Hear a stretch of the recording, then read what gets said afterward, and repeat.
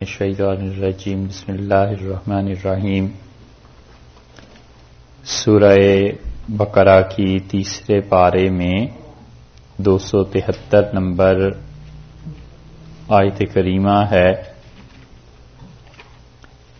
اور اللہ تعالی نے ارشاد فرمایا کہ للفقراء الذین احصروا فی سبیل اللہ، اور وہ لوگ جو فقیر ہیں اور ان کا وصف یہ کہ وہ اللہ کی راہ میں گھر گئے ہیں۔ اوسرو کا مطلب حصار، اور حصار کا مطلب دائرہ۔ عام طور پہ یہ لفظ آپ نے اگر اردو کی کتابیں پڑھی ہوں تو اس میں آتا ہے کہ دشمن نے قلعے کا حصار کر لیا، یعنی دشمن نے قلعے کا گھیراؤ کر لیا۔ تو احصروا فی سبیل اللہ کا مطلب یہ ہے کہ اللہ کے دین میں کوئی کام ایسا ہے جس کام نے ان کا حصار کر لیا ہے، انہیں روک دیا ہے، انہیں منع کر دیا ہے، ان پہ پابندی لگ گئی ہے۔ کس چیز کی پابندی؟ کس چیز سے رک گئے ہیں؟ لا یستطیعون ضربا فی الارض، اور ان میں یہ استطاعت نہیں ہے کہ زمین میں وہ چل پھر سکیں۔ تو معنی یہ ہوئے کہ وہ لوگ اپنے معاش کے لیے بندوبست نہیں کر سکتے، اور وہ زمین میں چل پھر کے معاش کو کما نہیں سکتے۔ تو ان لوگوں کی حالت یہ ہے کہ وہ اللہ کے دین کے کام میں مصروف ہیں اور معاشی طور پر اپنا بندوبست نہیں کر سکتے۔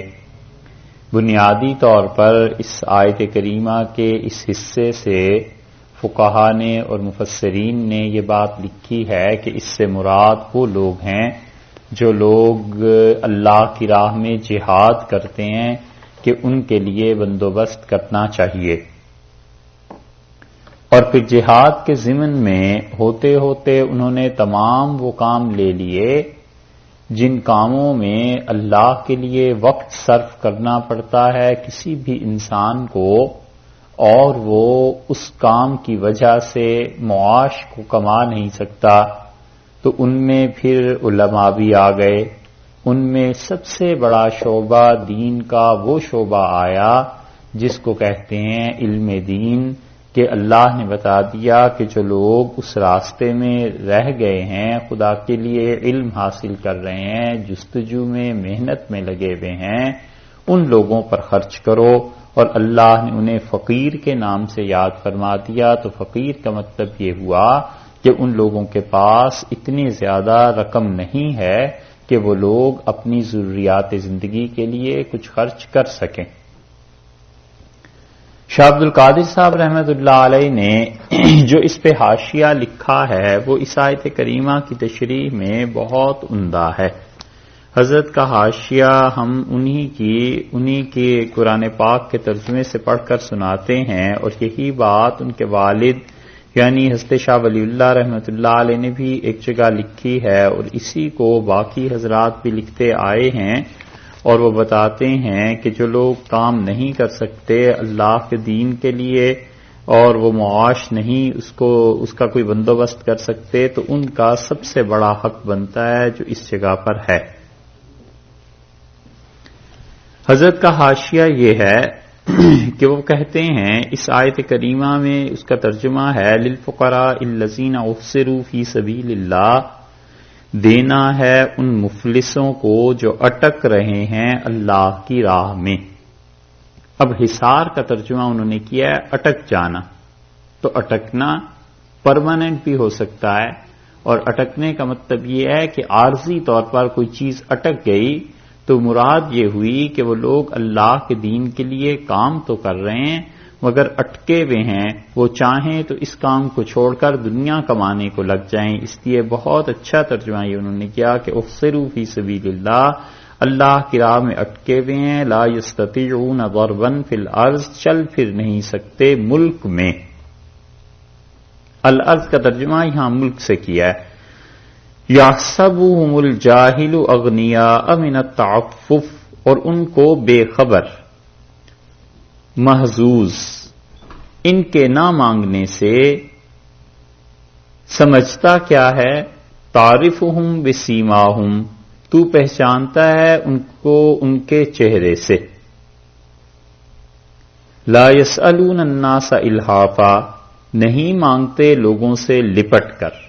وما تنفقوا من خیر، اور جو خرچ کرو گے کام کی چیز، فإن اللہ بہ علیم، وہ اللہ کو معلوم ہے. یہ حضرت نے ترجمہ کیا ہے، اور اس کے حاشیے پہ لکھا ہے انہوں نے، یعنی بڑا ثواب ہے ان کا دینا جو اللہ کی راہ میں اٹک گئے ہیں، کما نہیں سکتے اور اپنی حاجت ظاہر نہیں کرتے. جیسے حضرت کے اصحاب تھے، اہل صفہ، گھر بار چھوڑ کر حضرت کی صحبت پکڑی. حضرت سے مراد رسول اللہ صلی اللہ علیہ وسلم، علم سیکھنے کو اور جہاد کرنے کو. اسی طرح اب بھی جو کوئی حفظ کرے قرآن کو یا علم دین میں مشغول ہو، لوگوں کو لازم ہے کہ ان کی مدد کریں. یہ حضرت نے حاشیہ اس پہ لکھا ہے. اور یہ بہت بڑی چیز، بہت بڑا کام. پچھلے کئی سو برس سے یہ جتنے دینی مدارس چل رہے ہیں نا، اور یہ جتنا دین کا کام ہوتا ہے، یہ مسلمانوں کے چندے پہ ہی چل رہا ہے. حکومتوں سے یہ کام نہیں چلے. ہم تھوڑی سی روشنی اس بات پر ڈالیں کہ حکومتوں نے جہاں کام لیے ہیں اپنے ذمے، وہاں علماء پیدا نہیں ہوتے.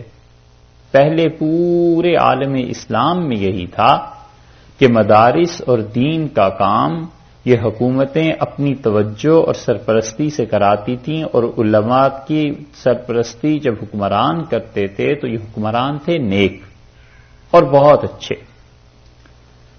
اور خاص طور سے یہ تغلق اور بلبن اور خلجی، یہ جو خاندان گزرے ہیں مسلمانوں کے حکمران ہندوستان کے، اللہ نے بہت کام ان سے لیا. اس بلبن بادشاہ کا حال یہ تھا کہ جب اسے حکمرانی ملی ہے ہندوستان کی تو اتنا پیسہ تھا اس ہندوستان میں کہ انہوں نے حکم دیا حرمین شریفین میں کہ مدرسے کھولے جائیں، اور 4 مدرسے انہوں نے کھلوائے.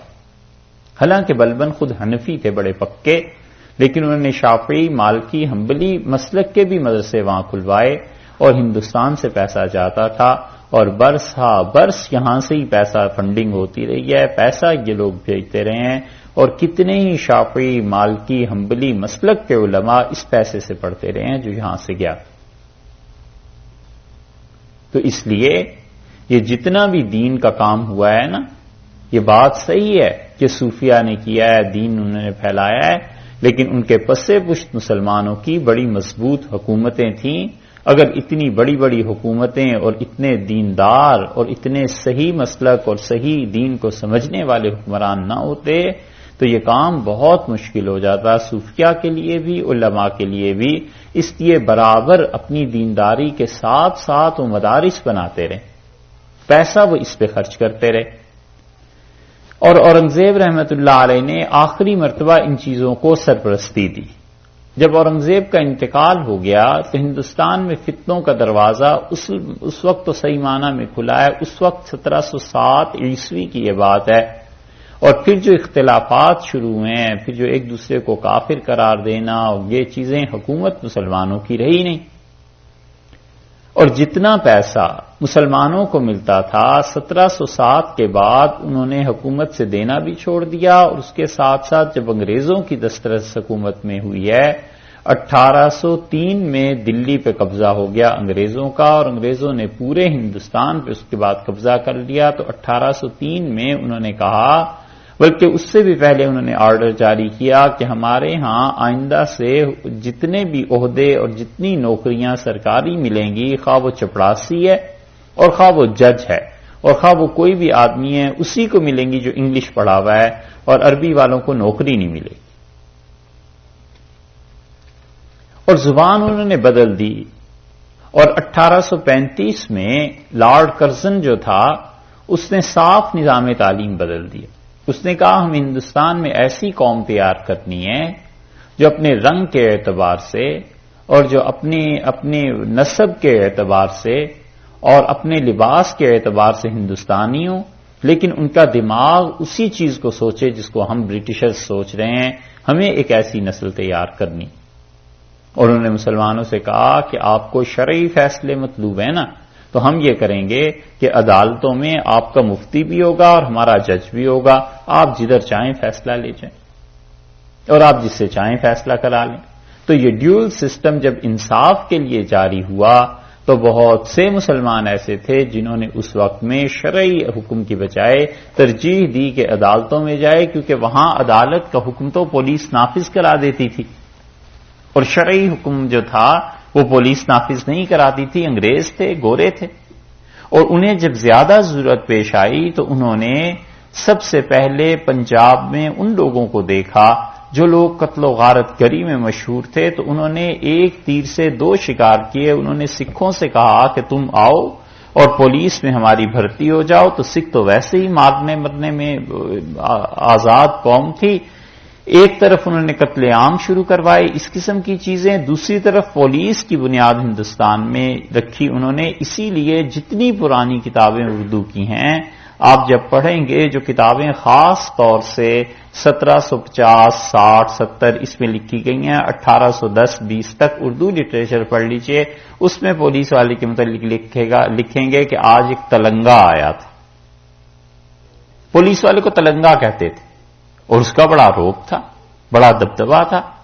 تو حکمرانوں نے اس طرح کہہ دیا کہ ان کی جو طرز تحریر ہے، جو تعلیم ہے، اس کو بدل دیا جائے. وہ جب بدلا تو اب مسلمانوں نے سوچا کہ کیا کریں، دین کس طرح باقی رہے گا. حکمرانوں نے سرپرستی چھوڑ دی. اور اس سے پہلے یہ حال تھا کہ شاہ عبدالعزیز صاحب محدث دہلوی رحمۃ اللہ علیہ نے خود اپنے آنکھوں دیکھی بات لکھی ہے.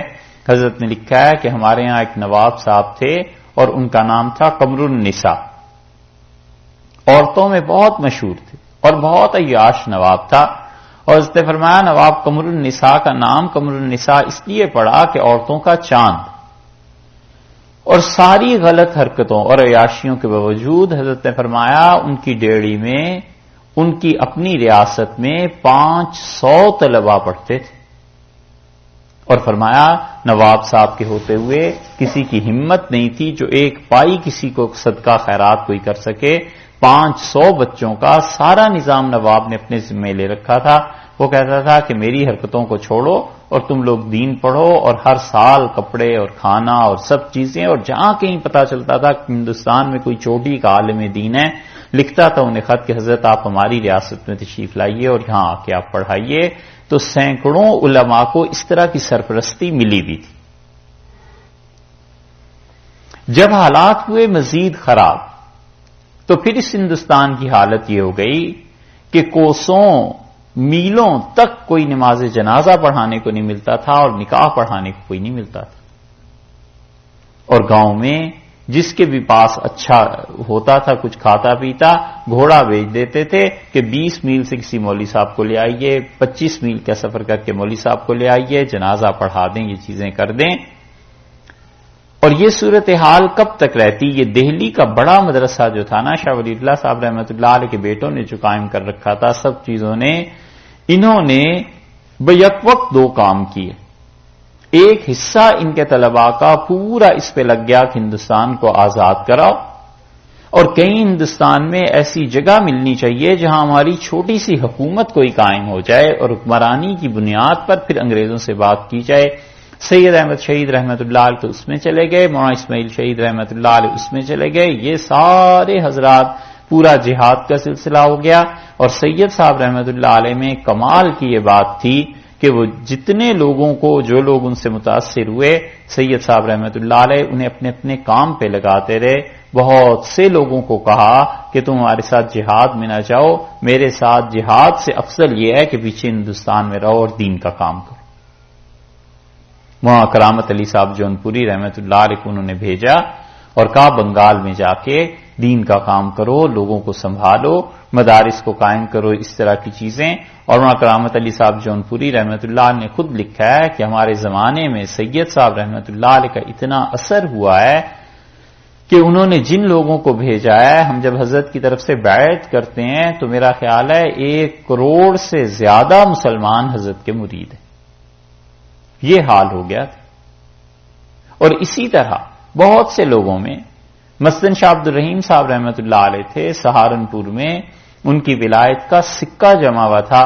سید صاحب رحمۃ اللہ علیہ نے کہا جہاد پہ میرے ساتھ چلو، وہ چل پڑے.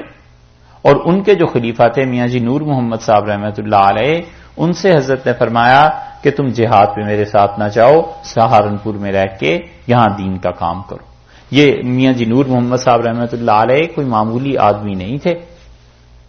نور محمد صاحب رحمۃ اللہ علیہ کے 3 خلفاء تھے، ایک حافظ ضامن شہید، ایک حاجی امداد اللہ مہاجر مکی، اور ایک شیخ محمد تھانوی رحمۃ اللہ علیہ مجمعین. تو میاں جی نور محمد صاحب رحمۃ اللہ علیہ نے تھانہ بھون میں ہندوستان میں ہی اس جگہ، بلکہ وہ لوہاری میں رہتے تھے. لوہاری ایک قصبہ ہے اور اب تک حضرت کا ایک جھونپڑا سا وہاں موجود ہے. تو انہوں نے حضرت نے خلافت دی سلسلہ نقشبندیہ میں اور کہا جہاد پہ نہیں جانا، بس یہاں رہ کے کام کرو. نور محمد صاحب رحمۃ اللہ علیہ نے کس کو بنایا؟ انہوں نے بہت لوگ بنائے، لیکن ان میں ایک بڑی شخصیت حاجی امداد اللہ مہاجر مکی رحمۃ اللہ علیہ کی تھی، جو 1857 کی جنگ آزادی کے بعد ہجرت کر کے چلے گئے. اور انہوں نے پھر جن لوگوں کو بنایا ہے ان میں مولانا محمد قاسم نانوتوی تھے، ان میں مولانا رشید احمد گنگوئی تھے، ان میں مولانا اشرف علی تھانوی تھے رحمۃ اللہ علیہ. اتنے بڑے بڑے حضرات تھے. انہوں نے ان کی تربیت کی اور انہیں آمادہ کیا اس بات پہ کہ کام کرو، اور ہندوستان میں دین مٹتا جا رہا ہے اور حکومتوں کی کوئی سرپرستی نہیں ہے، کیا ہو. حضرت کے خلفاء میں حاجی محمد عابد صاحب رحمۃ اللہ علیہ تھے، اور حاجی محمد عابد صاحب رحمۃ اللہ علیہ اتنے متقی آدمی تھے، ان کے متعلق لکھا ہے کہ 28 برس تک ان کی تکبیر اولیٰ قضا نہیں ہوئی نماز کی. اور ایک دن انہوں نے اپنے ایک شاگرد محمد انور کو بلایا، اور حضرت کے وہ خلیفہ بھی تھے، شاگرد بھی تھے، اور اس نے فرمایا انور، جب سے دلی کا بڑا مدرسہ اجڑا ہے، دین کا علم بڑا خلل واقع ہو گیا ہے، اور اب کوئی مفتی نہیں ملتا، اچھا عالم دین نہیں ملتا، تو تم اس طرح کرو کہ یہ قصبے والے دیوبند والے تو ہمیں جانتے ہیں، اور ہمارا یہ رومال لے جاؤ اور ان سب سے کہو کہ ہم ایک مدرسہ بنانا چاہتے ہیں، اس کے لیے پیسے دے دیں. وہ شخصیت ہی ایسی تھی، وہ شخصیت اور ہستی ایسی تھی کہ ساری زندگی لوگوں کی خدمت ہی کی، لوگوں کے ساتھ اچھا ہی پیش آئے، کسی سے پیسہ لیا نہیں، کبھی دیا نہیں، کوئی ایسی چیز نہیں تھی. تو حضرت نے اپنے رومال میں 2 گرہیں لگا دی اور فرمایا یہ لے جاؤ اور لوگوں سے کہو کہ پیسے دیں، اور اپنی طرف سے جو پیسے تھے اس میں ڈال دیے، اور فرمایا یہ شام کو جب وہ لوٹ کے آئے چندہ کر کے،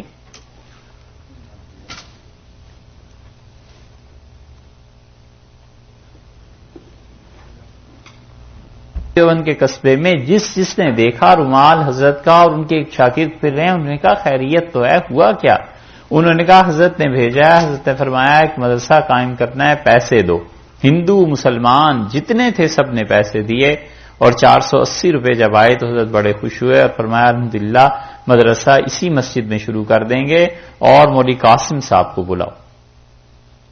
بے قدری کی یہ حالت تھی کہ وہاں قاسم نانوتوی رحمۃ اللہ علیہ جیسا صاحب علم آدمی میرٹھ میں ایک پریس میں کام کرتے تھے، مزدوری کرتے تھے. حاجی امداد اللہ صاحب رحمۃ اللہ علیہ کو مکہ مکرمہ پتا چلا کہ آپ کے خلیفہ حضرت وہاں پہ 8 روپے پہ مزدوری کرتے ہیں، پریس میں نوکر ہیں. تو حاجی صاحب رحمۃ اللہ علیہ اپنا ہاتھ بار بار اپنی ران پر مارتے تھے اور فرماتے ہائے مولوی قاسم اتنا بڑا آدمی اتنا سستا، بار بار فرماتے تھے اتنا بڑا آدمی اتنا سستا. تو انہوں نے خط لکھا کہ مولوی قاسم صاحب یہاں آئیے اور آ کر پڑھائیے اور آپ کے لیے پیسے مقرر کریں گے. تو شاید 20 روپے یا کتنی تنخواہ لکھا ہوا ہے تاریخ میں، وہ متعین ہوئی. اور اس سے چندے کا رواج ہوا کہ اچھا مدرسے اب چلانے ہیں تو کیسے چلانے ہیں، چندہ کرو، لوگوں سے پیسے لو اور لوگوں کو کہو یہ دین بچاؤ. یہ چیز بر صغیر میں ہوئی، اور بر صغیر کے علاوہ یہاں انگریزوں کا قبضہ ہو گیا تو یہ عام مسلمانوں نے کام کیا ہے. یہ عام مسلمان، یہ بالکل سادہ دنیا دار، دنیا کمانے والے کن کن گناہوں میں پٹے اور لگے ہوئے، ان لوگوں کی بڑی قربانی ہے. اور ظاہر ہے اللہ کے ہاں کسی کا اجر ضائع نہیں ہوتا. انہوں نے پائی پائی جوڑ کے مدرسے بنائے.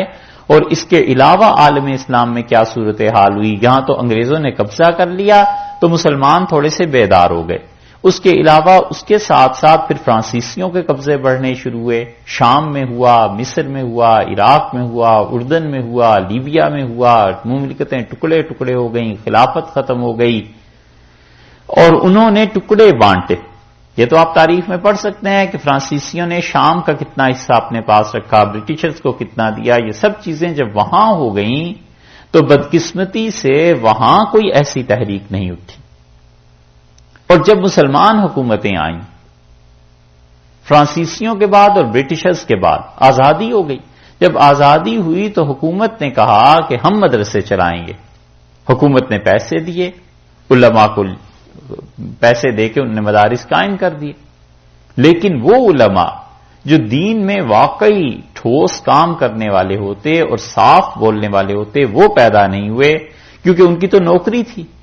انہیں تو مسئلہ تھا کہ آج اگر ہم حکمران وقت کے خلاف کچھ بولیں گے تو ہماری تو تنخواہ ختم ہو جائے گی. اسی وجہ سے ہندوستان میں علماء پیدا ہوتے رہے اور اب تک بھی پیدا ہو رہے ہیں. اور اس کے علاوہ پورے عالم اسلام میں کہیں دیکھ لیں، سوائے ان مدارس کے جو افریقہ میں یا کہیں کہیں اپنے ذاتی طور پر کام کر رہے ہیں، بڑے علماء پیدا ہونا بند ہو گئے ہیں، ختم ہو گئے.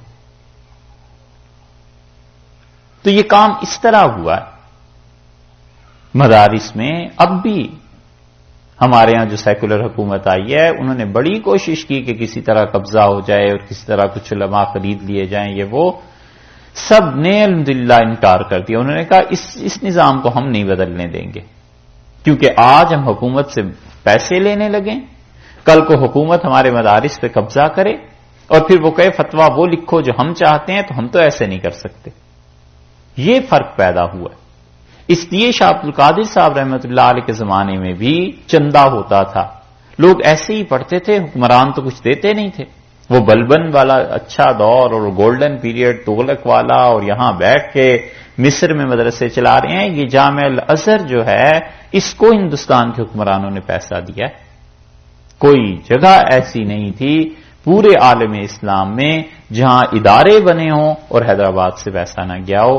ان کی اور کسی چیز کو نہیں کہتا، لیکن حیدرآباد والوں کا کمال تھا، ان لوگوں کا پیسہ ہر جگہ گیا، ہر جگہ کام ہوا.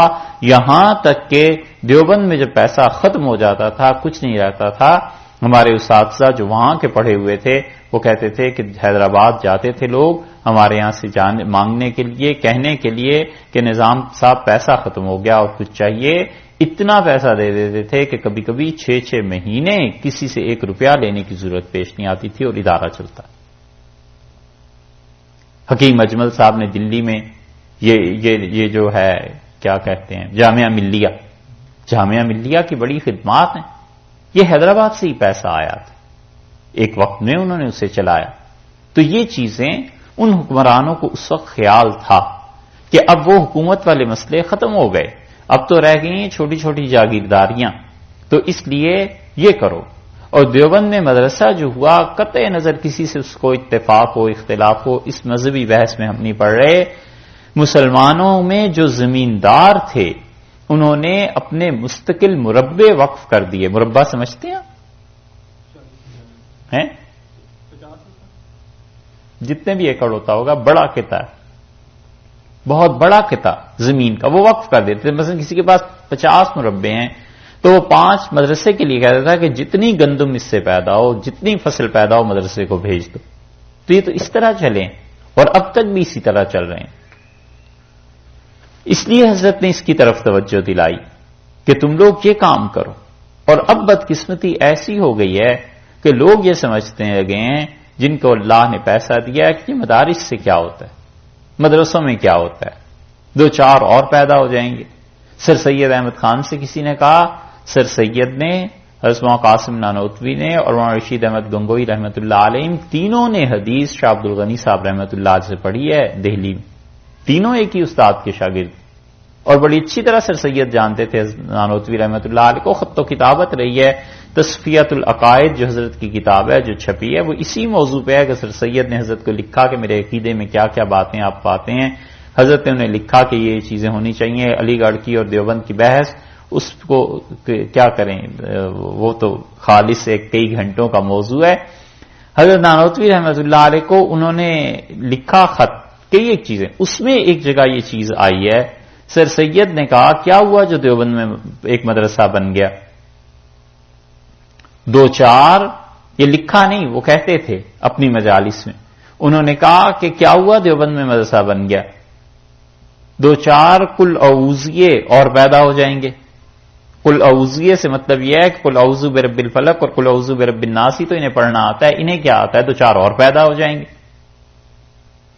تو مولانا یعقوب صاحب نانوتوی رحمۃ اللہ علیہ دارالعلوم میں اس وقت حدیث پڑھاتے تھے، اور مولانا یعقوب نانوتوی رحمۃ اللہ علیہ نے حدیث جن کو پڑھائی ہے ان میں بڑے مایا ناز ان کے حدیث اور تفسیر دونوں پڑھنے والے مولانا اشرف علی تھانوی رحمۃ اللہ علیہ تھے.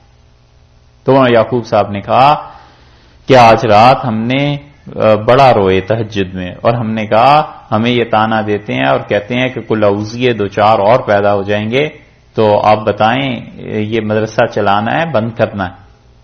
بڑا اللہ کے ساتھ تعلق تھا. ایسی بات کبھی بھی کہتے تھے جو کوئی کہہ نہیں سکتا. حضرت موسیٰ علیہ الصلوۃ والسلام کے حالات میں ایسی چیزیں آتی ہیں نا.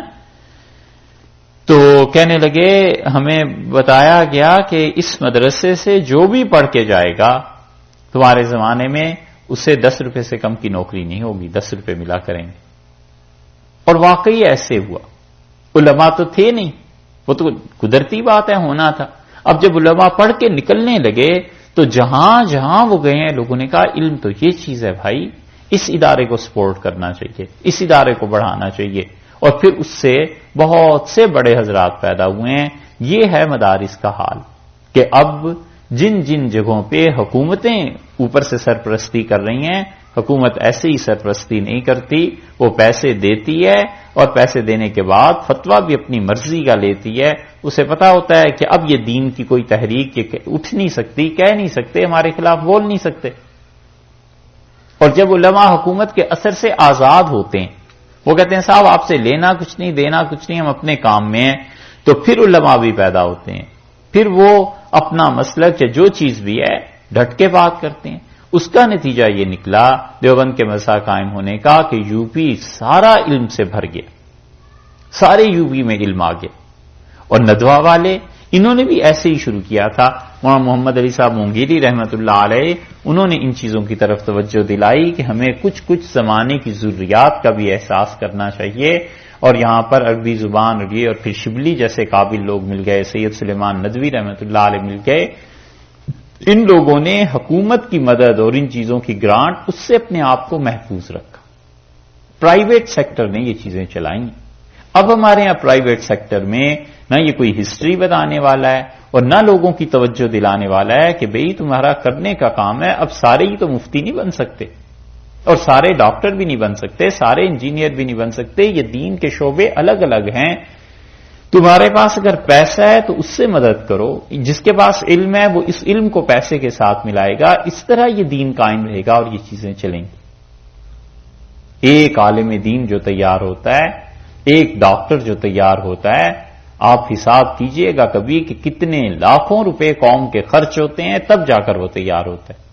میڈیکل کی تعلیم جیسے فری ہے ہمارے ہاں بھی اور پاکستان میں اور پرائیویٹ بھی ہے، تو جو فری ایجوکیشن گورنمنٹ دیتی ہے ظاہر ہے کہ گورنمنٹ فنڈنگ کرتی ہے، پروفیسر رکھتی ہے، کالج چلاتی ہے، یہ سارے کام بجلی اور ہزاروں لاکھوں روپے وہ خرچ کرتی ہے تب جا کر ایک ڈاکٹر تیار ہوتا ہے.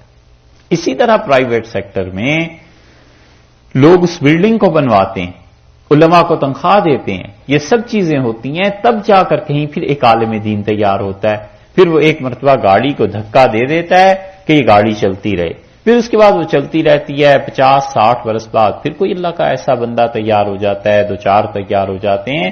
یہ دین اس وجہ سے ہندوستان اور پاکستان میں باقی ہے. اگر حکومتوں کی سرپرستی ہوتی کبھی بھی نہ ہوتا. اور اسی لیے وہاں اب بھی جو لوگ حکومت کی سرپرستی اور اس کے زیر اثر ہیں وہ دین میں کوئی بڑی خدمت انجام نہیں دے سکے.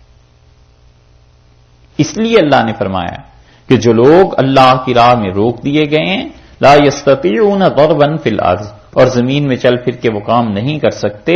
یحسبهم الجاہل اغنیاء من التعفف، اور جو ان کے حالات سے ناواقف ہے، جاہل سے مراد جو ان کے حالات سے ناواقف ہے، اغنیاء وہ سمجھتا ہے کہ کیا ہے، بالکل انہیں تو ضرورت ہی کسی چیز کی نہیں ہے.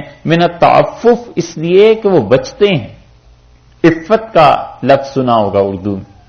عفت جو ہے نا یہی چیز ہے کہ وہ اپنے آپ کو بچاتی ہے گناہ کے کام سے. خاتون عفت وہ جذبہ جو انسان کو روکتا ہے گناہ کے کاموں سے. من التعفف وہ رکتے ہیں اس لیے کہ سوال نہ کریں. تعرفہم بسیماہم، اور تم ان کی ضروریات ان لوگوں کو پہچان سکتے ہو بسیماہم ان کی حالت سے. یعنی جب تم اس پہ غور کرو گے تو تمہیں خود پتا چل جائے گا کہ یہ وہ لوگ ہیں لا یسألون الناس الحافا، اور وہ لوگوں سے لگ لپٹ کے نہیں مانگتے. لحاف کا لفظ استعمال کرتے ہیں نا. لحاف کو کیوں کہتے ہیں؟ اس لیے کہ سردی کی وجہ سے آدمی سے اپنے اوپر لپٹا لیتا ہے، اوڑھ لیتا ہے. یہ الحافہ کا لفظ وہی ہے. لا یسألون الناس الحافا، وہ لوگوں سے لگ لپٹ کے نہیں مانگتے.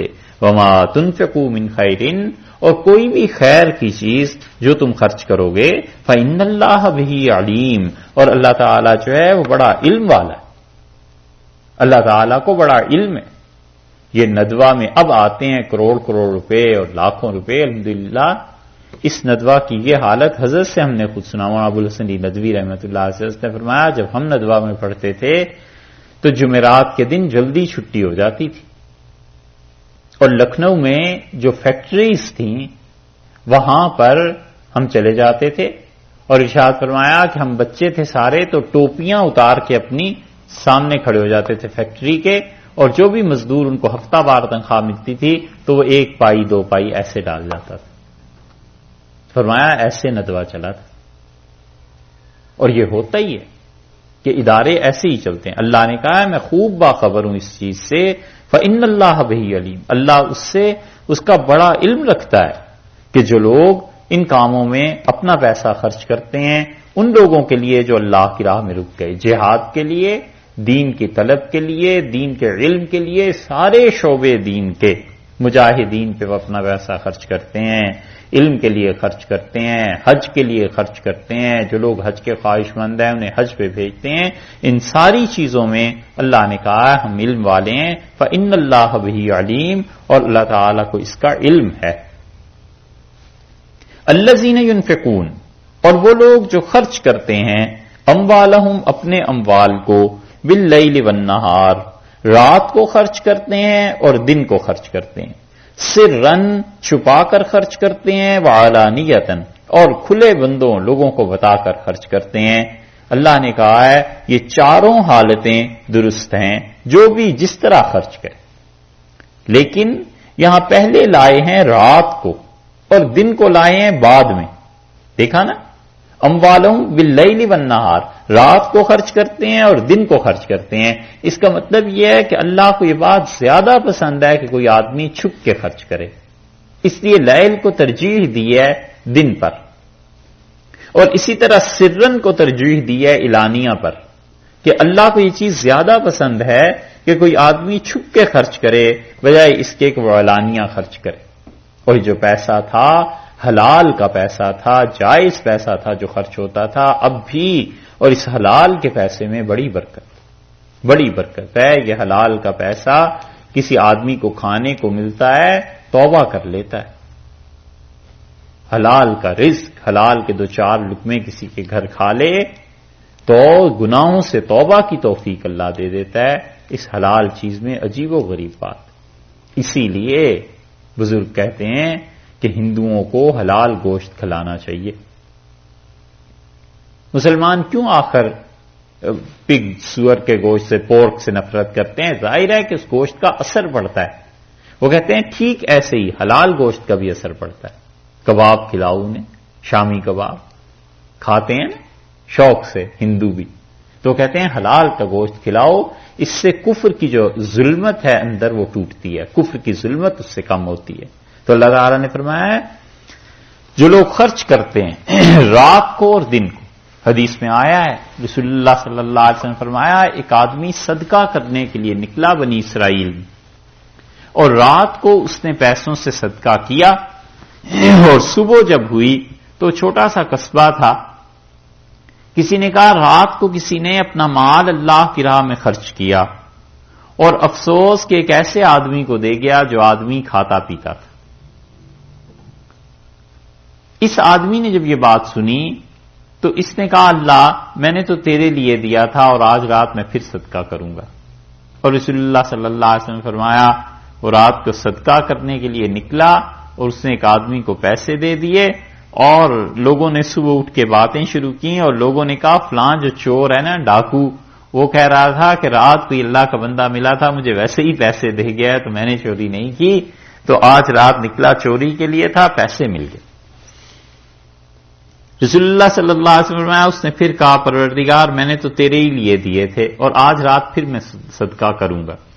وہ نکلا اور اس نے کسی ایسی خاتون کو پیسے دے دیے، تو لوگوں نے صبح اٹھ کے پھر چرچا ہوا اور لوگوں نے کہا عجیب بات ہے، آج وہ پیسے دے کے گیا ہے فلاں خاتون کو اور اس نے کہا کہ پیسے تو مجھے ویسے ہی مل گئے۔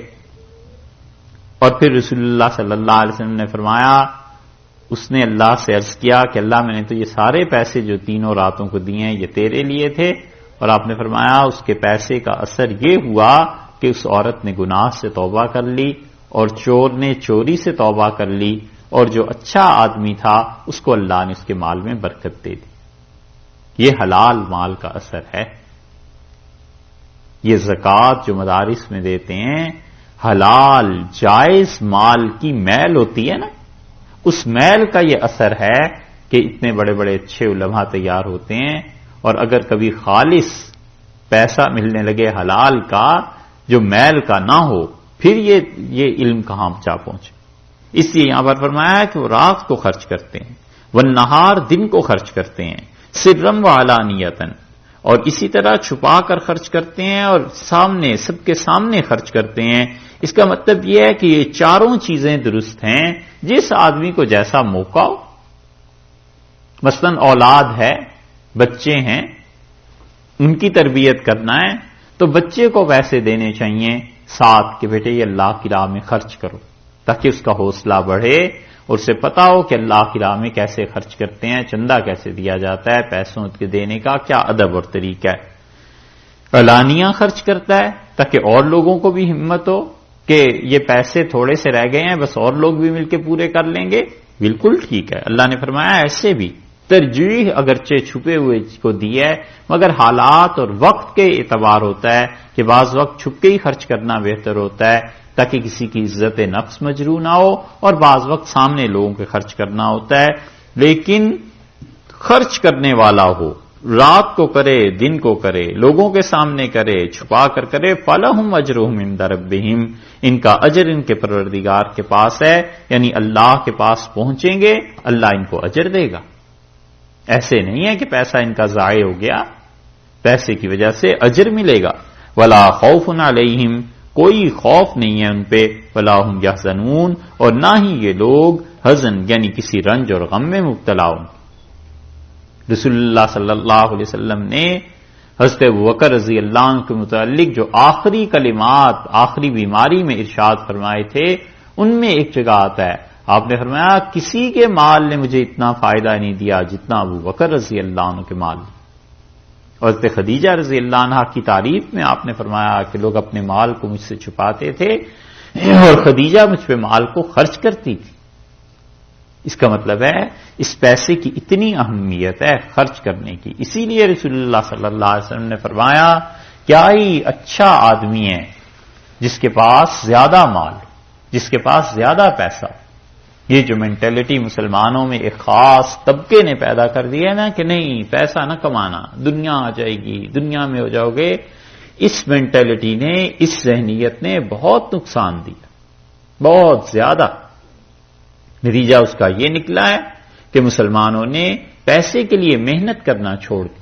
جو ذرا متقی نیک پرہیزگار ہوتا ہے کہتا ہے بس ٹھیک ہے گزارا چل رہا ہے، کیا جوڑنا ہے، ارے یار پیسے کو جمع کرو، اللہ کے دین کے لیے خرچ کرو، خدا کے لیے کوئی ادارہ بناؤ، خدا کے لیے افراد کو تیار کرو۔ پیسہ اگر حلال اور جائز ہے کیا کاٹتا ہے؟ اور اس سے اسی بات میں جو ظلم کرتے ہیں، کہتے ہیں کہ حضرت عبد الرحمن ابن عوف رضی اللہ عنہ کے متعلق کہ عبد الرحمن ابن عوف رضی اللہ عنہ دیر سے جنت میں جائیں گے۔ کیوں بھئی؟ ایسے مل جائیں گے جو یہ کہتے ہیں کہ عبد الرحمن ابن عوف رضی اللہ عنہ 500 سال کے بعد جنت میں جائیں گے، اور حضرت عبد الرحمن ابن عوف رضی اللہ عنہ گھٹنوں کے بل جنت میں جائیں گے، اور اس کی وجہ یہ ہے کہ ان کے پاس پیسہ زیادہ تھا تو اللہ کے یہاں حساب ان کا لمبا ہو جائے گا۔ یہ سنیے روایت ہے، سنیے نا، سب جھوٹ کا مجموعہ، ایک پہ ایک جھوٹ بولے چلے جاتے ہیں۔ کوئی ان سے پوچھے کہ عبد الرحمن ابن عوف رضی اللہ عنہ سابقون الاولون میں سے ہیں، بالکل ابتدا میں ایمان لے آئے، اور عبد الرحمن ابن عوف رضی اللہ عنہ اوذی فی سبیل اللہ کی راہ میں ستائے گئے، اللہ کی راہ میں تکلیفیں برداشت کی۔ پھر عبد الرحمن ابن عوف رضی اللہ عنہ مہاجر ہیں، پھر اس کے بعد بدری صحابی ہیں، احد میں رہے ہیں، خندق میں رہے ہیں، رسول اللہ صلی اللہ علیہ وسلم کے دستے مبارک پہ بیعت کی ہے، حدیبیہ میں، فتح مکہ میں رہے ہیں، اور رسول اللہ صلی اللہ علیہ وسلم نے انتقال سے پہلے بالکل آخری لمحات میں جن لوگوں کے لیے دعائیں کی ہیں اس بیماری میں، ان میں ہیں، اور آپ نے فرمایا اللہ اسے جنت کی چشمہ جو سلسبیل ہے اس سے سیراب کر عبد الرحمن کو۔ اور پھر ان لوگوں میں ہیں جن کا نام خلافت کے لیے حضرت عمر رضی اللہ عنہ نے دیا، اور سب لوگ متفق تھے کہ عبد الرحمن ابن عوف رضی اللہ عنہ خلافت لے لیں۔ ان ساری چیزوں میں شریک ہیں، کون سا ایسا جرم اور گناہ ہے کہ خام خواہ جنت میں دیر سے جائیں گے وہ؟ یہ جھوٹی باتیں بالکل بیان نہیں کرنی چاہیے۔ عبد الرحمن ابن عوف رضی اللہ عنہ بہت بڑی شخصیت ہیں، اور بدری صحابہ رضی اللہ عنہ کے متعلق جب خود اللہ نے کہہ دیا ہے کہ میں بالکل ان سے حساب نہیں لوں گا، تو کس حساب کتاب میں بھائی؟ یہ کیا بات ہوئی؟ یہ سب باتیں ایسی ہیں جو علم نہ ہونے کی وجہ سے آگے آ رہی ہیں آیات، اس میں سورہ نساء میں، سورہ آل عمران میں، انشاءاللہ وہاں بھی بات کریں۔ تو اللہ نے کہا ہے کہ اپنے مال کو خرچ کرو، جب ہوگا تو خرچ کرے گا نا، جب ہوگا ہی نہیں تو پھر خرچ کیا کرے گا؟ ہاں کسی کا حال ایسا ہی بن جائے، کسی کی طبیعت ہی ایسی بن جائے فقیروں جیسی، اس کو کچھ نہیں، مگر عام لوگوں کے لیے ترغیب دلانی چاہیے مسلمانوں کو کہ پیسہ کماؤ، حلال اور جائز پیسہ اللہ کی راہ میں خرچ کرو، اپنے خاندان کو سنبھالو، رشتہ داروں کو سنبھالو، تاکہ مسلمان ترقی بھی کریں۔ اب اس کے بعد پیسے میں جو مضر چیز تھی، پیسے میں جو حرام کی سب سے بڑی چیز تھی سود، اس کے لیے اللہ نے یہ آیت نازل فرمائی، اور اللہ تعالی نے فرمایا کہ الذین یاکلون الربا، اور وہ لوگ جو سود کھاتے ہیں، سود کہتے ہیں اصل مال پر بڑھا کر لینا اور مدت میں اضافہ کر دینا۔ اصل مال سے بڑھا کر لیا اور مدت میں اضافہ کر دیا، یعنی اس نے کہا کہ قرض لے لو، اس نے کہا جی ٹھیک ہے قرض دے دیں، 100 روپیہ قرض لے لیا، اور اس نے کہا جب تم واپس کرو گے اگلے مہینے میں تو 103 روپے تم دو گے۔ اگلا مہینہ جب آیا تو اس نے کہا میرے پاس تو پیسے نہیں ہیں، اس نے کہا 100 روپے تم اپنے پاس رکھو، وہ 3 روپے مجھے دے دو، اور چلو یہی اگلے مہینے میں مجھے دے دینا اور 3 روپے اور دے دینا، تو یہ سود ہو گیا۔ یہ مال کو بڑھا دیا ایک طرف، دوسری طرف مہلت بھی دے دی۔ تو اللہ تعالی نے فرمایا ہے کہ الذین یاکلون الربا، وہ لوگ جو سود کھاتے ہیں، لا یقومون، وہ اپنی قبروں سے نہیں کھڑے ہوں گے، لا یقومون قیامت میں نہیں کھڑے ہوں گے، دونوں تفسیریں کی گئی ہیں، الا سوائے اس طرح کے کہ کما یقوم، جیسے کہ کھڑا ہوتا ہے، الذی وہ انسان، یتخبطہ الشیطان، جسے شیطان نے مخبوط کر دیا ہو، پاگل کر دیا ہو، دیوانہ بنا دیا ہو، شیطان نے جسے چھو لیا ہو، من المس، اور شیطان کے مس کرنے سے، چھونے سے جیسے دیوانہ ہو جاتا ہے، جیسے جن چمٹ جاتے ہیں کسی انسان کو، یہ آدمی اس طرح قیامت میں کھڑا ہوگا یا اپنی قبر سے نکلے گا تو ایسا دیوانہ پاگل ہوا ہوگا۔ ایک بات تو یہ ہے کہ یہ اس کو کیفیت جو پیش آئے گی کیوں، اور کوئی بات کیوں نہیں کہی؟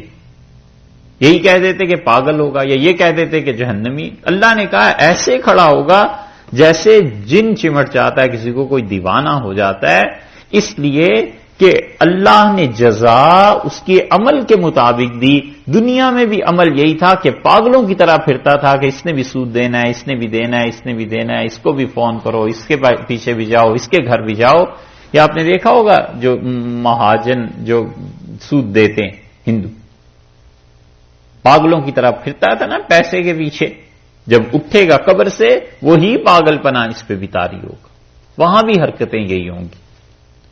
دوسری بات یہ ہے کہ اللہ تعالی نے سود کو جو حرام یہاں پر قرار دیا ہے، اور اس سود خور کے متعلق جو چیزیں ارشاد فرمائی ہیں، یہ سارے سود اس میں شامل ہیں اور تمام زمانوں کے لیے شامل ہیں.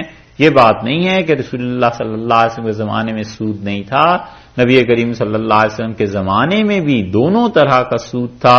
کمرشل انٹرسٹ جسے کہتے ہیں یہ بھی ہوتا تھا، اور لوگ بڑی بڑی رقمیں دیتے تھے کہ جاؤ اور تجارت کرو، اور یہ قافلہ جب واپس آئے گا تو ہم اس ریشو سے اتنی شرح سے اپنا سود واپس لے لیں گے. ان کے زمانے میں بھی یہ تھا. حضرت عبداللہ ابن عباس رضی اللہ عنہ کی روایت میں آتا ہے کہ وہاں بھی سود ایسے دیتے تھے لوگ. اور ذاتی اعتبار سے وہ تو سود تھا ہی تھا. تو اللہ تعالی نے فرمایا ہے کہ یہ جو قیامت میں اٹھیں گے یا پیش ہوں گے یہ تھوڑا عذاب ہے کہ پاگلوں کی طرح کچھ پتہ ہی نہیں چل رہا. ذالکا، یہ اس لیے ذالکا کا اشارہ یہ اس سزا کے لیے، یہ اس لیے یہ عذاب ہمارا نازل ہوگا بے انہم، کہ انہوں نے قالو کہا انما البیع، کہ خرید و فروخت مثل الربا، یہ ایسے ہی ہے جیسے سود ہے. سود میں بھی نفع ملتا ہے، خرید و فروخت میں بھی نفع ملتا ہے. یہ جو ایک جملہ ہے نا یہ تباہی کا جملہ ہے کہ انہوں نے کہا بیع ہے مثل ربا کے، تجارت ہے خرید و فروخت ہے مثل سود کے. انہوں نے کیا کیا؟ انہوں نے یہ نہیں کہا کہ سود تجارت کی طرح ہے. غور کیجئے اس جملے پہ، اللہ نے جو ان کی گرفت کی ہے نا، یہ ہیں بے احتیاطی سے بولنے کے نتیجے. کبھی بھی اپنی زبان کو ایسا کھلا نہ کر دے کہ پتہ ہی نہ چلے کیا کہہ رہا ہے اور کیا نہیں کہہ رہا. ایک ایک لفظ اللہ کے یہاں لکھا جاتا ہے. انہوں نے یہ نہیں کہا کہ سود جو ہے وہ تجارت کی طرح ہے، انہوں نے کہا ہے کہ تجارت سود کی طرح ہے. یہی کہا نا، انما البیع مثل الربا، بیع جو ہے خرید و فروخت تجارت یہ ہے سود کی طرح. حالانکہ بے وقوفوں نے کہنا ہی تھا تو یہ کہتے کہ سود ہے تجارت کی طرح. تو اس الٹا کرنے سے اثر انہوں نے یہ کیا کہ پہلی بات تو یہ کہ دنیا میں جتنی تجارت تھی ساری تجارت کو انہوں نے اپنے نزدیک حرام قرار دے دیا. انہوں نے کہا تجارت والے کرنے والے بھی ایسے ہی حرام کھاتے ہیں، اگر سود حرام ہے تو ہم بھی ایسے ہی کھا رہے ہیں. یہی مطلب ہوا نا. تو اللہ کے قانون کو یکسر پلٹ دیا انہوں نے. تجارت کو اللہ نے جائز قرار دیا تھا، سود کو ناجائز قرار دیا تھا. ان ظالموں نے کہا کہ اصل تو سود ہے وہ جائز ہے، تجارت بھی جائز ہے. تو اللہ تعالی نے اس غصے کی وجہ سے اپنا غضب نازل فرمایا. عتاب بھی نہیں، غضب، کہ انہوں نے کیا کیا ہے، اصل میں سود کو جائز قرار دیا. اور پھر اس کے بعد ان کا عقیدہ یہ گویا ہو گیا کہ سود جو ہے وہ حلال ہے، جائز ہے. دنیا میں سارے کاروبار سود پہ ہی ہوتے ہیں. اگر وہ یہ کہتے کہ سود بھی ایسے ہی نفع دیتا ہے جیسے تجارت تو پھر بھی کوئی بات تھی. انہوں نے کہا تجارت یہ سود ہی ہے. تو ان کے نزدیک سود اصل ہو گیا کہ دنیا میں سارا کاروبار یہی ہے اور جو لوگ تجارت کرتے ہیں وہ کوئی چیز نہیں. سمجھ رہے ہیں بات؟ یہ ہے اللہ تعالی کا غضب.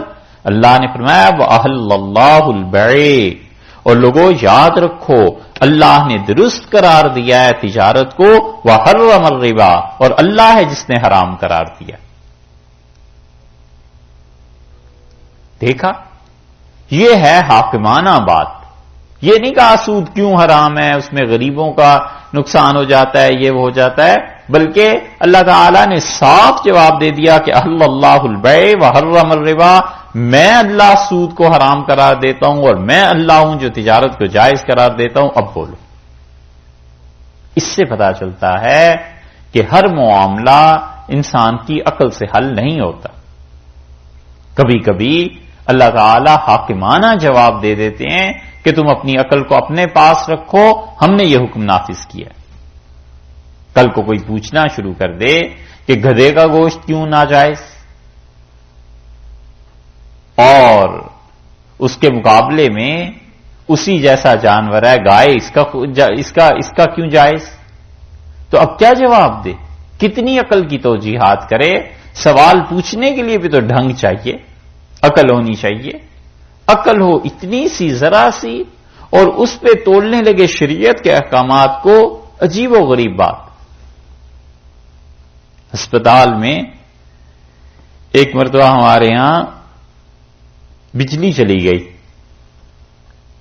دیہات کا علاقہ اکثر چلی جاتی ہے. تو ہم واش روم میں تھے اور وہاں ایک کام کرتا ہے لڑکا، دوست ہی ہمارا، تو آ کے زور زور سے اس نے دروازہ کٹکھٹایا. ہم نے کہا پتہ نہیں کیا ایمرجنسی ہو گئی ہے. تو میں نے کہا کیا ہوا ہے؟ اندر سے بولا تو کہنے لگا کہ میں وہ لائٹ لایا ہوں، موم بتی ہے، اور آپ دروازہ کھول دیجئے، ہم اندر رکھ لیں. میں نے کہا ضرورت نہیں. کہنے لگا نہیں آپ دروازہ کھولیں، آپ آنکھیں بند کر لیجئے، ہم اندر رکھ دیتے ہیں. کچھ دیر کے بعد جب میں باہر آیا تو میں نے کہا بھائی یہ بتاؤ آخر اس میں کیا حکمت تھی کہ آنکھیں بند کر لیں؟ میں جو اندر ہوں تم نے کپڑے پہنے ہوئے ہیں اور آنکھیں اپنی بند کر لوں، اور تم جو باہر سے آ رہے ہو تو تم نہ اپنی آنکھیں بند کرو. میں نے کہا اس میں کیا حکمت ہے، اس کا جواب دو. اب اس کا تو جواب بنا نہیں. تھوڑی دیر بعد مجھے کہتا ہے میں نے پوچھنا یہ تھا کہ ابو حنیفہ رحمۃ اللہ علیہ کے نزدیک یہ جو گھوڑا ہے یہ جائز ہے نہ جائز ہے؟ میں نے کہا تمہیں اتنی تو بات کرنے کی نہیں ہے کہ اپنی آنکھیں بند کروانی ہے، یہ جو اندر بیٹھا ہوا ہے اس کی آنکھیں بند کرنی، اور چلے ہو تمہیں ابو حنیفہ رحمۃ اللہ علیہ کی فقہ پہ بحث کرنے کے لیے. یہی ہوتا ہے، مطلب ڈھنگ سے بات کرنی نہ آئے اور شریعت پہ اعتراض کہ جی شریعت کی کیا حکمت ہے اور شریعت نے یہ کیا کہا ہے. حضرت تھانوی نور اللہ مرکزو سے کسی نے پوچھا کہ حضرت یہ جو پاؤں پر مسح کرنا ہے یہ تو قرآن سے ثابت ہے. حضرت نے فرمایا کیسے؟ تو اس نے وہ سورہ مائدہ کی آیت پڑھ دی. حضرت نے فرمایا میں حیران کہ اس میں دیہاتی آدمی کو کیا سمجھاؤں کہ اس آیت میں کیا ہے مطلب اصل. تو کہنے لگا کہ اس آیت سے تو یہی ثابت ہوتا ہے، ہم نے ترجمہ پڑھا اور ترجمے میں یہی لکھا ہے. تو آخر کچھ باتیں کرنے کے بعد کہنے لگا کہ حضرت تو پھر آپ نے بتایا نہیں کہ ہم مسح کرنا چھوڑ دیں. تو اس نے فرمایا میں نے اس سے کہا کہ مسح کرنا بھی چھوڑ دو اور ترجمہ پڑھنا بھی چھوڑ دو، دونوں ہی چھوڑ دو، تمہارے بس کی بات نہیں ہے اس ترجمے کو سمجھ. یہی حال ہوتا ہے. یہاں دیکھا انما البیع مثل الربا، انہوں نے کہا سود، انہوں نے کہا خرید و فروخت اور تجارت ایسے ہی ہے جیسے ربا. وَأَحَلَّ اللَّهُ الْبَيْعَ، اور اللہ ہے جس نے بیع کو، تجارت کو حلال قرار دیا. وَحَرَّمَ الرِّبَا، اور اللہ ہے جس نے ربا کو، سود کو ناجائز قرار دیا. فَمَنْ جَاءَهُ، سو جس انسان کے پاس پہنچے، موعظۃ، یہ نصیحت، من ربہ، اس کے پروردگار کی طرف سے، فَانْتَهَا، باز آ جائے، چھوڑ، بس ختم ہو گئے سود کے کاروبار. جس کے پاس یہ پہنچے سود کے متعلق حکم، فَانْتَهَا، باز آ جائے، رک جائے. اور یہ آیت جب نازل ہوئی ہے، جو صحابہ کرام رضی اللہ عنہم سود کی بات کرتے تھے، ایسی چیزیں سب چھوڑ دی، سب ختم ہو گئی. اور اسی لیے رسول اللہ صلی اللہ علیہ وسلم نے اپنے آخری خطبے میں ارشاد فرمایا اور آپ نے کہا جتنے سود ہیں میں سب منسوخ کرتا ہوں اور اصل زر واپس دی جائے گی، اور سب سے پہلے ارشاد فرمایا میں اپنے چچا حضرت عباس رضی اللہ عنہ کے سود کو ختم کرتا ہوں۔ اپنے گھر سے، اپنے خاندان سے دین کو شروع کیا ہے کہ سب سے پہلے عمل کرنے والے ہم لوگ ہیں۔ اللہ نے کہا فانتہا، باز آ جاؤ، فلہو، اور اس کے لیے ہے ما سلف، جو کچھ وہ لے چکا ہے۔ یعنی اب یہ تم نہ کرنا کہ جو تم سود دے چکے ہو اس کے پاس جا کے تقاضا کرنے لگو کہ ہم نے اتنے روپے تو سود کے دیے تھے وہ واپس دے دیں، اللہ نے منع کر دیا۔ اللہ تعالیٰ نے فرمایا یہ نہیں، اس کو تم چھوڑ دو، جو لے چکا ہے اس کا معاملہ وَأَمْرُهُ إِلَى اللَّهِ، اللہ کے ساتھ ہے، اب اللہ جانے اور وہ جانے۔ جو باز آ گیا ہے اس کا معاملہ اب اللہ کے ساتھ ہے اور اللہ جانے اور وہ جانے، جو کچھ لے چکا تھا لے لیا۔ وَمَنْ عَادَ، اور جو اب بھی اعادہ کرے گا، اعادے کا مطلب یہ ہے کہ سود کو جائز سمجھے گا، اس حرمت کے باوجود سود کو جائز سمجھے گا، فَأُولَئِكَ أَصْحَابُ النَّارِ، یہ جہنم میں جانے والے ہیں، ہم فیہا خالدون، ہمیشہ ہمیشہ اس میں رہیں گے۔ اس لیے کہ یہ سود پورے معاشرے کو چوس لیتا ہے اور سودی انسان، سود لینے والا انسان بالکل بے رحم ہو جاتا ہے۔ تو جو کوئی بھی اس حکم کے بعد سے جائز سمجھے گا وہ ہے کافر، اور جائز تو نہیں سمجھتا لیکن کاروبار بھی نہیں چھوڑتا تو وہ فاسق ہے، کافر نہیں ہوگا۔ یمحق اللہ الربا، اور لوگوں اللہ مٹاتا ہے، محاق اس چاند کو کہتے ہیں جو بالکل آخری راتوں کا ہوتا ہے نا، وہ مٹتا چلا جاتا ہے۔ یمحق اللہ، اور اللہ مٹاتا ہے الربا، سود کو، ویربی، اور اللہ پرورش کرتا ہے، یربی رب پروردگار پرورش کرنے والا، یربی بڑھاتا ہے، الصدقات، ان صدقات کو، ان نیکیوں کو جو تم کرتے۔ تو یہ تو مطلب یہ ہے کہ دنیا میں جو سودی کاروبار ہیں یہ ایک نہ ایک دن تباہ ہو کر رہیں گے، معیشت تمہاری برباد ہو کر رہے گی، اللہ اسے مٹاتا ہے۔ اسی لیے اب تو بڑی جدید دنیا ہے، اس میں جتنے سود کے کاروبار یہ جو قومیں ہیں اگر آپ گہری نظر سے دیکھیں تو سب کنگال ہو جاتے ہیں، اور پھر جب پیسے کی ضرورت انہیں آتی ہے کہ اب پیسہ اور کہاں سے لائیں، پھر یہ اسلحہ بیچتے ہیں، ڈرگز بیچتے ہیں، کیا کیا حرکتیں کرتے ہیں، قوموں کو آپس میں ہتھا کے لڑواتے ہیں تاکہ اپنے ملکوں کی معیشت مضبوط رہے۔ اللہ نے فرمایا یمحق اللہ الربا، اور اللہ ختم کرتا ہے، مٹاتا ہے سود کو۔ یا تو یہ معنی ہے دنیا میں وَيُرْبِي الصَّدَقَاتِ، اور اللہ کیا کرتا ہے صدقے کو، ان چیزوں کو نشو و نما دیتا ہے۔ جو لوگ حلال کا مال، جائز کمائی کرتے ہیں، خدا ان کے تھوڑے مال میں بھی ضرورتیں ان کی پوری کر دیتا ہے، یا تو یہ مراد۔ اور یا مفسرین کہتے ہیں اس کا مطلب یہ ہے کہ قیامت میں اللہ ان سود والوں کو تباہ کرے گا، انہیں عذاب ملے گا۔ وَيُرْبِي الصَّدَقَاتِ، اور یہ جو صدقہ تم کرتے ہو نفلی یا فرض یا واجب، خدا اس کو بڑھاتا ہے، یعنی اللہ اس کے ذریعے خود تجارت کرتا ہے، قیامت میں تمہیں اجر دے دے گا۔ اور اس کی تائید اس حدیث سے بھی ہوتی ہے کہ رسول اللہ صلی اللہ علیہ وسلم نے فرمایا اللہ کے سامنے لوگ پیش ہوں گے اور اللہ تعالیٰ کسی سے کہے گا کہ یہ مال ہے جو تو نے میری راہ میں خرچ کیا، اور وہ تعجب سے کہے گا کہ میرے اللہ اتنا مال تو دنیا میں ہوا ہی نہیں میرے پاس۔ تو اللہ تعالیٰ فرمائیں گے یہ وہ چیز ہے جو تو نے ایک پیسہ ہماری راہ میں خرچ کیا تھا اور ہم نے اسے اپنی ہتھیلی پر لے لیا تھا اور ہم اس سے تجارت کرتے رہے اور اب تک یہ تیرا نفع اس میں ہوا ہے، اور اللہ اس انسان کو لوٹا دے۔ اس لیے یہ مال کا خرچ کرنا، تزکیہ بھی آتا ہے، اس سے پاکیزگی بھی آتی ہے، توبہ کی بھی توفیق ہوتی ہے، کیا کیا چیزیں ہوتی ہیں، حتیٰ کہ کفر کی موت سے آدمی بچ جاتا ہے، ذلت کی موت سے بچ جاتا ہے۔ رسول اللہ صلی اللہ علیہ وسلم نے فرمایا یہ تمہارا صدقہ اس بلا کو ٹال دیتا ہے جو اوپر سے نازل ہوتی۔ اس لیے یہ بات فرمائی کہ دیکھو یربی الصدقات، اللہ ان چیزوں کو بڑھاتا ہے، اور واللہ اللہ تعالی لا یحب، ہرگز پسند نہیں کرتا، کل کفار، ہر اس کافر کو جو شدید کافر ہے۔ کفار، کافر سے مبالغے کا صیغہ ہے. اور یہ سود اتنی بری چیز ہے، اتنی خراب چیز ہے کہ اللہ نے صرف اسے کافر ہی نہیں کہا جسے جائز سمجھتا ہے، کفار فرمایا ہے. کفار کا مطلب جسے اردو خالص اردو لکھنوی اردو میں تو کہتے ہیں کٹا کافر.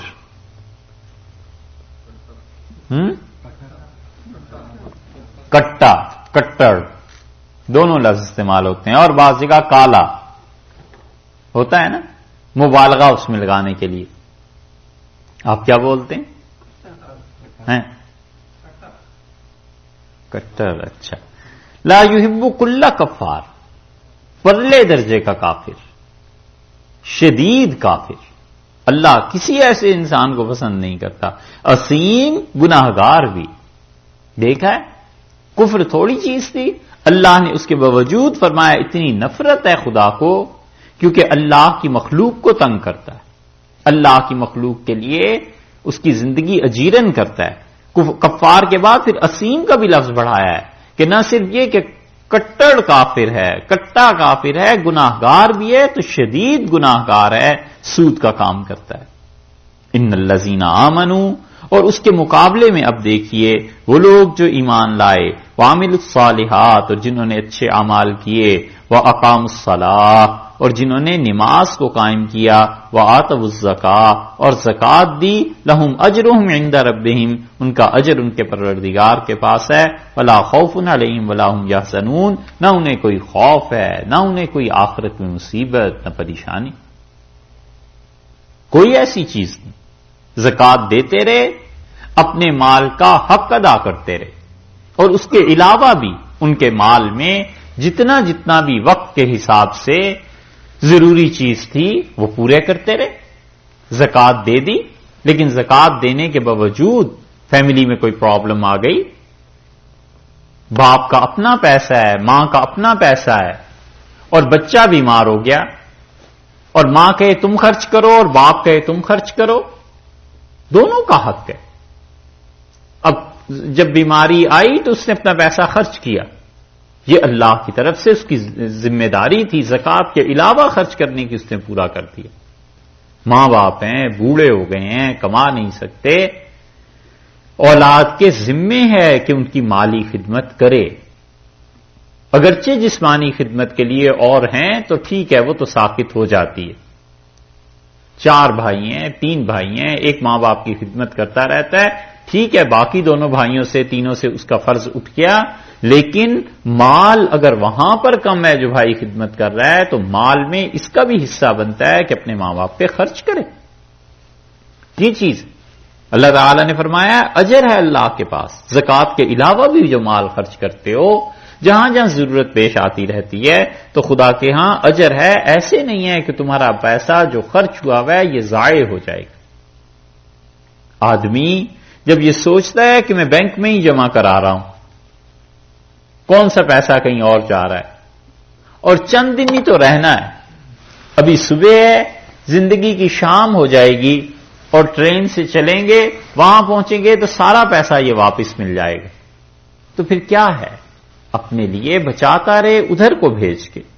اس لیے ارشاد فرمایا ہے کہ کوئی خوف نہیں، کوئی تم پہ کوئی رنج اور غم نہیں آخر. یا ایھا الذین آمنوا، اے وہ لوگوں جو ایمان لائے ہو، اتقوا اللہ، اللہ سے ڈرو. اب ایمان والوں کو خاص طور پر حکم ہو رہا ہے. پہلے تو وہ لوگ جو کافر ہو گئے سود کو جائز سمجھنے کی وجہ سے، اب ارشاد فرماتے ہیں کہ ایمان والو ڈرو اللہ سے، وذروا، اور چھوڑ دو ما بقی من الربا، جو کچھ سود کا حصہ کچھ باقی رہ گیا ہے، ان کنتم مومنین، اگر تم ایمان والے ہو تو بس سود کا کاروبار بند کر دو. بنو ثقیف قبیلہ تھا، اور ان سے بنو مغیرہ نے قرض لیا تھا. ثقفی قبیلہ بہت مشہور تھا. یہ محمد بن قاسم ثقفی ہی تھے، اسی قبیلے سے.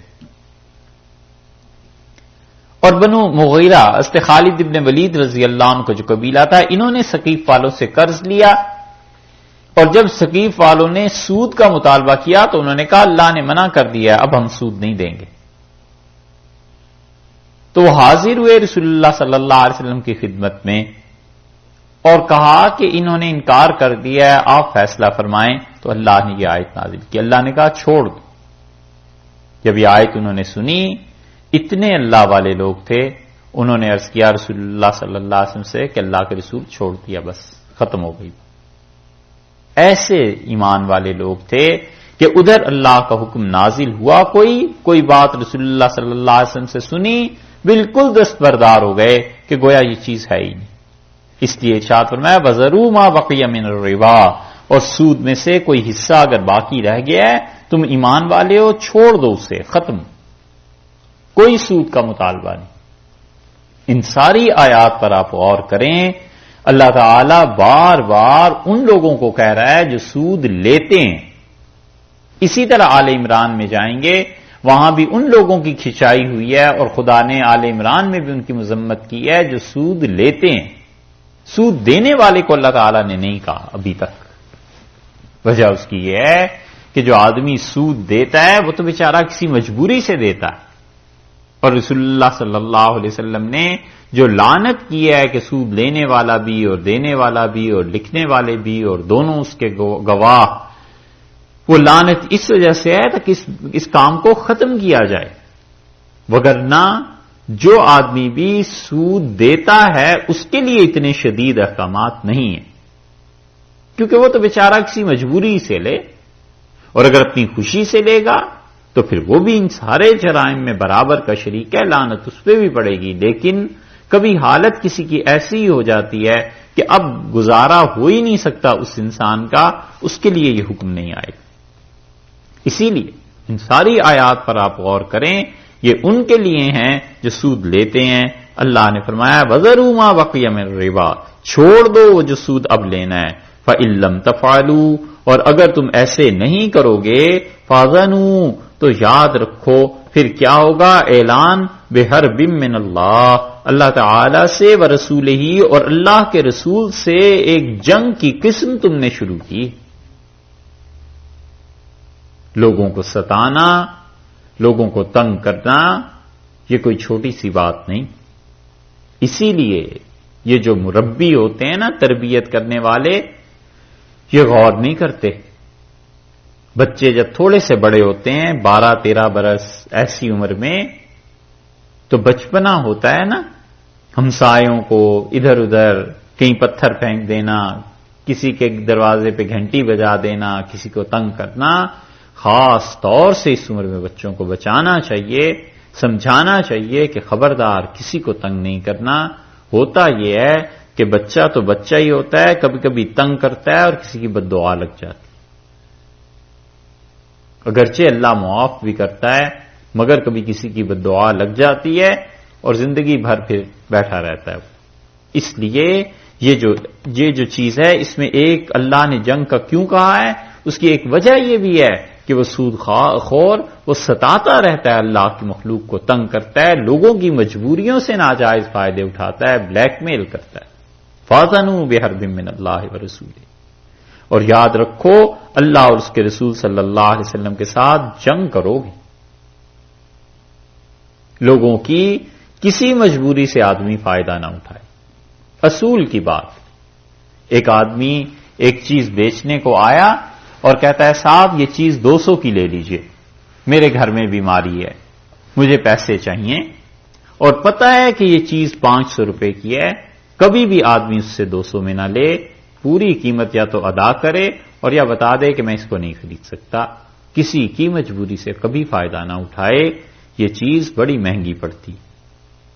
رسول اللہ صلی اللہ علیہ وسلم نے فرمایا کہ ایک آدمی کو عادت پڑ گئی برے کاموں کی،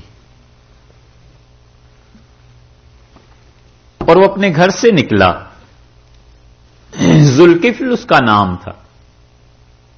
رات کو نکلا اور ایک خاتون اسے مل گئی، تلاش کر رہا تھا. تو جب اپنے گھر سے لے آیا تو رسول اللہ صلی اللہ علیہ وسلم نے الفاظ ارشاد فرمائے. آپ نے کہا جب اس نے اسے لٹایا تو اس کی نظر اس کے چہرے پر پڑی اور اس عورت کی آنکھوں سے آنسو بہ رہے تھے. تو اس نے کہا تم کیوں رو رہی ہو؟ اس نے کہا اس بات کو جانے دے اور تو نے جو کرنا ہے کر لے اور پیسے مجھے دے دے. 60 روپے جو اس زمانے کے تھے اس پہ سودا اس کا طے ہوا. اس نے کہا نہیں تم بتاؤ رو کیوں رہی ہو؟ اس نے کہا اس بات کو چھوڑ دے. اس نے پھر اصرار کیا. اس نے کہا میں نے کوئی ظلم کیا ہے؟ اس نے کہا کوئی ظلم نہیں.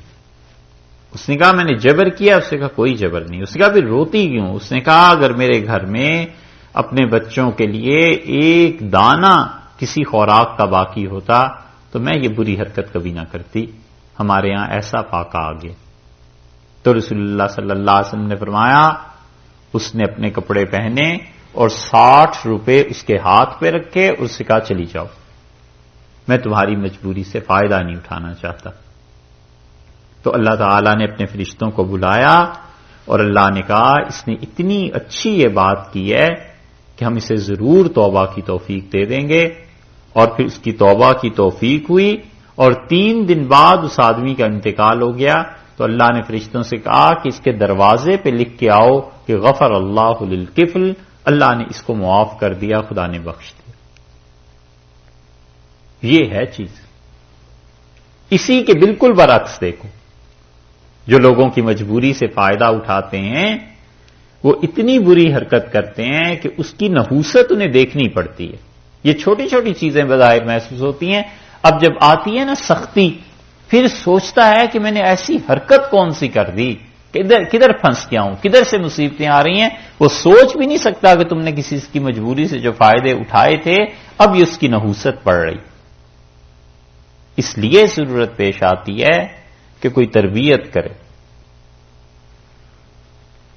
بچوں کو سکھانا چاہیے کہ کبھی بھی کسی کی مجبوری سے فائدہ نہیں اٹھاتے، کسی کو ناحق تنگ نہیں کرتے. یہ سود میں یہی چیزیں فاذنوا بحرب من اللہ ورسولہ. اور انہیں کہو اگر تم ایسے حرکتیں کرو گے تو اللہ اور اس کے رسول صلی اللہ علیہ وسلم سے جنگ کرو گے. وَإِن تُبْتُمْ، اور اگر تم توبہ کر لو، فَلَكُمْ تمہارے لیے ہیں رؤوس اموالکم تمہارا اصل مال. راس کہتے ہیں سر کو اور رؤوس اس کی جمع ہے. تو تمہارے مالوں کے سر یعنی اصل مال، راس المال جسے کہتے ہیں، وہ تمہارا ہے. 100 روپے دیے اور اس پہ 103 روپے سود وصول کرتا رہا. اب توبہ کر لی، 3 روپے چھوڑ دے اور اپنا اصل مال یعنی 100 روپے وہ آدمی واپس لے. وَإِن تُبْتُمْ فَلَكُمْ رُءُوسُ أَمْوَالِكُمْ، اور اگر تم توبہ کر لو تو اصل مال تمہارا تمہیں واپس ملے گا. لا تظلمون، نہ تم ظلم کرنا، ولا تظلمون، اور نہ تم پر ظلم کیا جائے. دونوں چیزوں کو اللہ نے محفوظ کر دی کہ نہ تم ظلم کرنا اور نہ تم پر ظلم کیا جائے. تم تو ظلم کر رہے تھے 100 کے 103 لے کے، اور اگر یہ کہیں کہ 100 بھی نہ لو تو یہ تم پہ بھی ایک طرح کا ظلم ہے، زیادتی ہے. جو اصل مال ہے اپنا واپس لو. یہ ہے اعتدال، یہ ہے بالکل ایسی راہ جو درمیان کی راہ ہے. اور یہ وہ چیز ہے جو اللہ نے دونوں طرف کو بیلنس کر دیا نا، کہ نہ تم ظلم کرو نہ وہ ظلم کرے. لا تظلمون ولا تظلمون. وَإِن كَانَ ذُو عُسْرَةٍ، اور اگر وہ آدمی ہے تنگ دست، فَنَظِرَةٌ، تو تم اس کو کیا کرو، مہلت دو، إِلَى مَيْسَرَةٍ، اس کو مہلت دو، إِلَى مَيْسَرَةٍ، جب تک کہ اس کا ہاتھ کھل جائے. یسر آسانی، یاسر وہ جو آسانی کو پیدا کرتا ہے. جوا کھلانے والے کو بھی یاسر کہتے ہیں کیونکہ وہ آسانی سے مال آ رہا ہوتا ہے. تو اللہ نے فرمایا ہے کہ جس انسان کو تم نے قرض دیا ہوا ہے تم انتظار کرو یہاں تک کہ اس کا ہاتھ کھل جائے. اس سے حنفی فقہا نے مسئلہ ثابت کیا ہے کہ وہ کہتے ہیں قرضدار کو مہلت دینا واجب ہے، ضروری ہے، یا تو قرض دے ہی نہ. اور اگر قرض دیتا ہے اور دوسرے کے پاس بندوبست نہیں ہے، اللہ نے فرمایا الا میسرہ، اسے مہلت دو یہاں تک کہ اس کا ہاتھ کھل جائے. قرض کا دینا ضروری نہیں ہوا کرتا، لیکن اتنا ثواب آیا ہے، اتنا ثواب اس کا حدیث میں آیا ہے کہ آدمی ان احادیث کو پڑھتا ہے تو کبھی کبھی خیال آتا ہے کہ صدقے سے بہتر ہے قرض دے دے. رسول اللہ صلی اللہ علیہ وسلم نے فرمایا میں جنت میں جب داخل ہونے لگا تو میں نے اس کے مین گیٹ پہ دروازے پہ دیکھا 3 سطریں لکھی ہوئی تھی. ابن ماجہ کی روایت میں آتا ہے پہلی لائن میں لکھا تھا کہ امت مذنبہ، لوگ بہت گناہ گار تھے، رب غفور، رب ایسا مل گیا جس نے سب کو معاف کر دیا، سب کی بخشش کر دی. اور دوسری لائن میں لکھا ہوا تھا کہ جو کچھ ہم دنیا میں چھوڑ آئے وہ وہیں رہ گیا، اور جو اللہ کے پاس بھیجا تھا ہم نے پا لیا. اور تیسری لائن میں نے پڑھی تو اس میں لکھا ہوا تھا کہ جو کچھ اللہ کی راہ میں خرچ کیا ہم نے اس پہ 18 گنا ملا، اور جو قرض دیا تھا اس پہ اللہ نے 20 گنا دیا. یہ قرض کا معاملہ ایسا ہے کہ جنت کے دروازے پہ رسول اللہ صلی اللہ علیہ وسلم میں نے دیکھا لکھا ہوا. تو میں نے جبریل سے پوچھا کہ جس نے صدقہ کیا وہ تو اپنے مال سے بھی گیا، اسے تو ملا 18 گنا، اور جو قرض دیا واپس دے لیا اسے 20 گنا ملا، یہ کیوں؟ تو انہوں نے کہا کہ اللہ کے رسول جس نے قرض لیا ہے بڑی مجبوری سے لیا، بڑی جھجک شرم سے قرض کے لیے کہا ہے کسی سے، تو وہ جو دوسرے نے دیا اس کی ضرورت پوری کر دی نا، تو یہ جو ضرورت پوری کرنے کا اجر تھا یہ زیادہ ہو گیا، بڑھ گیا، اس لیے اس کو 20 گنا دیا جائے گا. کئی جگہ پہ حضرت صلی اللہ علیہ وسلم نے قرض کے دینے کی بھی ترغیب دی کہ لوگوں کی ضروریات حل ہوں، لوگوں کے مسائل حل. اس لیے ارشاد فرمایا اللہ نے کہ اگر قرض ہو گیا ہے کسی پہ تو دیکھو نظرۃ الی میسرہ، اسے مہلت دینی ہے اس وقت تک جب تک آسانی سے اپنے قرضے کو ادا کر سکے. یہ تھوڑا ہی ہے کہ تم اس پہ سود اب لگا لو اور سود بڑھا لو. پیچھے سود کی آیات تھی نا، اس کے فوراً بعد قرض کا اسی لیے ذکر کیا کہ سود آتا ہی عام طور پہ قرض پہ ہی ہے، کمرشل انٹرسٹ ہو یا کوئی بھی ہو. اللہ نے کہا ایسے نہیں، قرض تو خالص اللہ کی خوشی کے لیے دینا ہے. اسی لیے جس انسان پر قرض زیادہ ہو جائے اس انسان کی مدد کرنا کہ اس کا قرض نبٹ جائے بہت بڑی نیکیوں میں سے ہے. حنفی فقہا کے ہاں وہ کہتے ہیں کہ زکوٰۃ کا سب سے اچھا مصرف یہ ہے کہ کسی مسلمان کا قرض اتار دیا جائے. سب سے زیادہ ثواب اس میں کہ کسی کو قرض کے بوجھ نے دبا لیا ہے اس کو اتارو. حضرت معاذ ابن جبل رضی اللہ عنہ پہ اصل میں ہو گیا تھا قرض، اور معاذ ابن جبل رضی اللہ عنہ پہ اتنا قرض ہو گیا تھا کہ کوئی صورت نہیں تھی اب اس کی ادائیگی کی.